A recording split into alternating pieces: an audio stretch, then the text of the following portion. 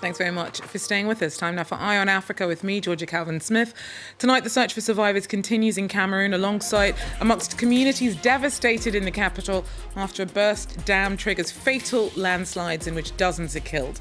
Also, the bloodshed in Israel in the wake of a deadly assault by Palestinian Islamist Hamas fighters sparks mixed reactions in Africa, as well as sympathy and condemnation for the attacks that took so many Israeli lives. There's also statements of solidarity with the Palestinian civilians.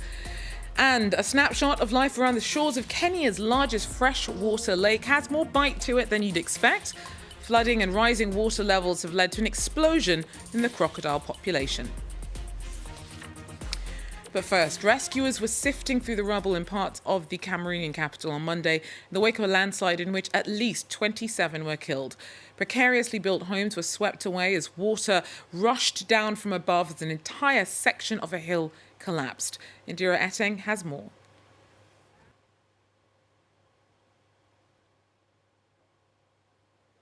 At the site where damaging landslide hit the city of Yaoundé Sunday night, survivors and victims of this tragedy are looking on as caterpillars destroy what is left of their houses and property after the tragedy which struck this part of the Bankolo neighborhood in the Yaoundé 2 municipality. The mayor of the locality, who has been on the site since the early hours of this morning, says about 30 dead bodies have been pulled out of the rubble and taken to morgues around the country. Meanwhile, some 20 injured persons are receiving medical attention in different hospitals within the city. He says the council is still looking at options to relocate the affected population. For now, we're trying to secure the area to allow the rescue team to do their job. The next step will be to work out a resettlement plan for the population and those who have lost loved ones. We have started identifying and counting the families. With the help of the government, we will find appropriate solutions to such a disaster.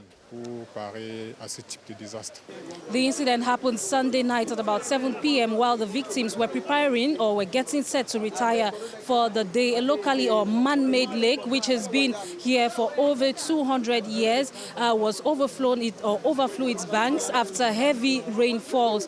The water, as well as the damaged dam, brought down houses as well as people and property across its path. So many people have been left homeless, like you can see behind us, and they are still picking out what they can from the rubble.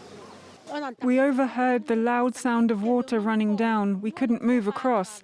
We had to run to a safe space nearby while we looked on. We saw houses and property being swept away by the water. We used the light from our mobile phones to do what we could and pull some people out. It was huge. While firefighters are still trying to find survivors or dead bodies inside the broken or destroyed houses, the Minister of Territorial Administration and Decentralization was here earlier today, where he reassured the population of government support. A similar incident or a tragedy like this happened about 3 years ago in Bafoussam, Ngwache, in the west region of Cameroon, where about 70 people were reported dead. Now, across Africa, the devastating attack launched by Islamist group Hamas on Israel over the weekend has been met with both condemnation of the atrocities that made up the terror attack and sparked demonstrations of support of Palestinians. Now, more than 700 Israelis were killed in the onslaught on Saturday. However, in Cape Town in South Africa, Monday saw several hundred people gathered at the Al-Quds Mosque in solidarity with Palestinian civilians.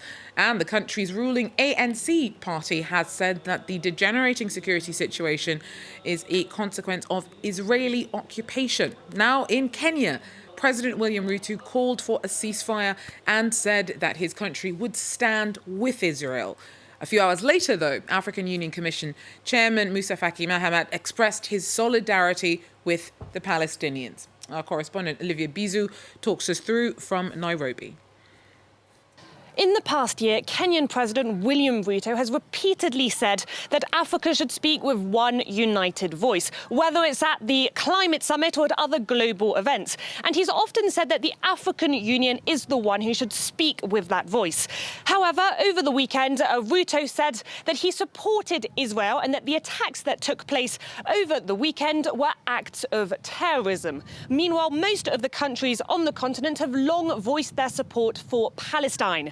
Now, over the weekend, the head of the African Union, Moussa Faki, published a communiqué in which he said, and I quote, that the denial of the fundamental rights of the Palestinian people is the main cause of the conflict. Now, Kenya has recognized Israel in the past, but the two countries have become closer in recent years, and that's likely because of pressure from the US. Back in 2020, for example, Washington told Nairobi that they should support Israel or else forget their free trade deal. But while Israel may have won the support of many of Kenyan's politicians, the public opinion among ordinary Kenyans is less clear-cut. Mozambique's ruling party is going all out to win local elections this week. The polls on the 11th are also laying the groundwork for presidential elections next year. Eunice Masson with more. The Frelimo party has governed Mozambique since independence in 1975, but the country is heading into local elections on October 11th, weaker than ever. Frelimo is also at a juncture of an institutional failure as a party. You know, the big infightings. It is who gets what in the dynamics of the big corruption that is weakening Frelimo. There are also allegations of corruption. President Philippe Nyusi has been caught up in the so-called 2013 hidden debt case. He was the Minister of Defense when over $2 billion were unlawfully borrowed to buy boats at an inflated price. The government has since agreed to recover more than $500 million from a Swiss bank.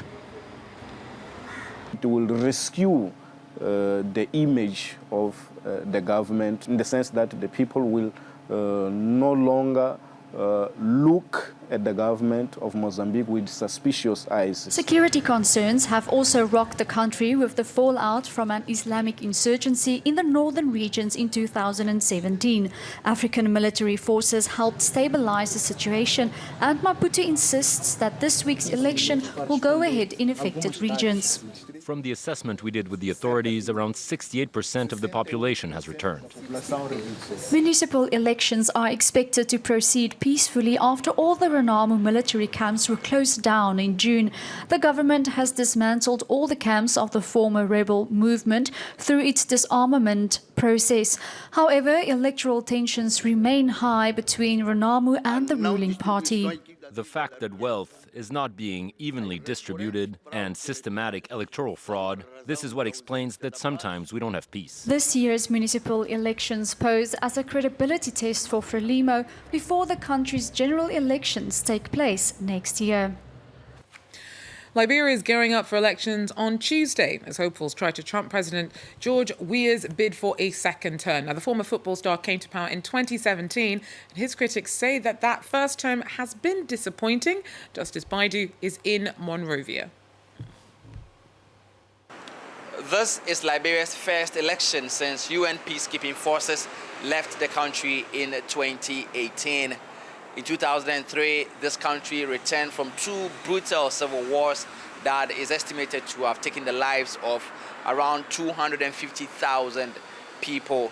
Incumbent President George Weah is facing stiff opposition from 19 other people, including former Vice President Joseph Boakai. Key issues up around which people are voting in this election include corruption, creation of jobs, and the establishment of a court that is expected to deal with people involved in the country's previous wars. The country's National Electoral Commission insists the process will go ahead smoothly and transparently, even though a poll only last week suggested up to a third of people are less confident of a transparent poll tomorrow. We are an institution of integrity, and we will work to ensure that all of the votes that are counted during election day would be the votes that we will announce at the end of the process. We have done this before in the 2020 senatorial elections, where the incumbent party actually lost most of their seats, and we announced those results as they were. No one changed anything. Over 2.4 million people are expected to vote in tomorrow's election. to win, a candidate must secure more than 50% of the vote cast. Now, Kenya's largest freshwater lake seen a huge rise in water levels and crocodiles. Lake Baringo has seen its new population put pressure on communities that rely on its waters. Our team reports.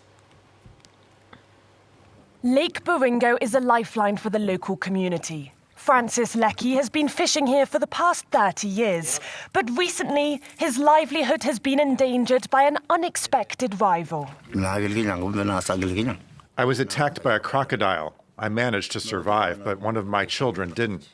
My 12-year-old boy was killed. Over the past decade, climate change-induced floods have caused the lake to double in size, which has attracted a record number of crocodiles. Look, there's one. The creatures are champions at hide and seek. They can camouflage themselves as rocks and attack when least expected. They're even taking over people's homes. People used to live here. There was a center, trading center here. So people relocated. According to this activist, not enough is being done to protect residents against the impacts of climate change. And it is causing a lot of challenges to the population here. There are so many people who have been harmed by crocodiles, and there's without compensation, without even a formula how we can be able to mitigate this challenge. This IDP camp was set up by people displaced by the floods and reptiles. They've launched a class action against the government to obtain this compensation, which would enable them to rebuild. The reparations would change our lives. We need to buy land to build houses for our families and plant crops to sustain ourselves. Our only hope is this court case. Our fate is in the hands of the court. In 2020, more than 30,000 Baringo residents were displaced. Locals fear that with the worsening climate crisis and with El Niño around the corner, many more will be forced to leave their homes by the end of this year. Well, that's it for Eye on Africa. Thanks for joining us. Do so again if you can. Till then, take care.